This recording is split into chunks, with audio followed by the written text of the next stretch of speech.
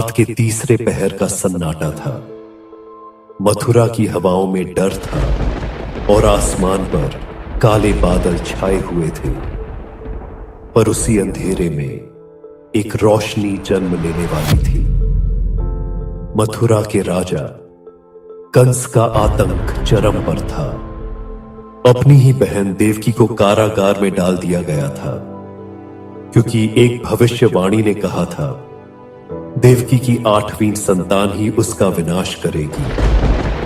एक मां जिसने पहले ही अपने 6 बच्चों को खो दिया, हर बार जब नवजात की किलकारी गूंजी उसे मौत की चुप्पी ने निगल लिया। और अब 7वीं बार, 8वीं बार, क्या फिर वही होगा? पर इस बार कुछ अलग था। जब 8वीं संतान का समय आया तो समय रुक गया।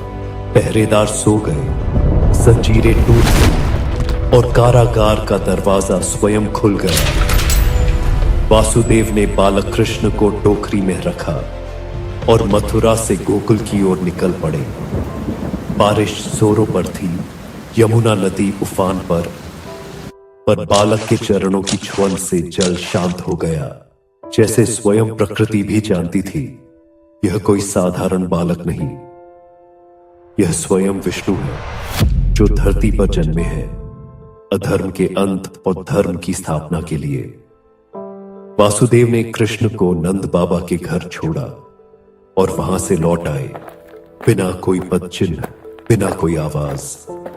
सुबह जब यशोदा ने अपनी गोद में बालक को देखा तो उन्हें यह भी स्मरण नहीं था कि वह कब मां बनी, लेकिन दिल ने मान लिया यह मेरा है।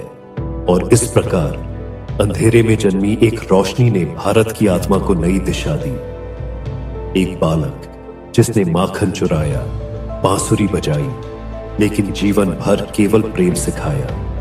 कृष्ण का जन्म केवल एक घटना नहीं, यह संदेश है जब अंधकार गहराता है तब ईश्वर स्वयं जन्म लेते हैं। और जब कष्ट बढ़ते हैं तो विश्वास मत खोइए, क्योंकि शायद अगली रात आपका भी कृष्ण आने वाला हो।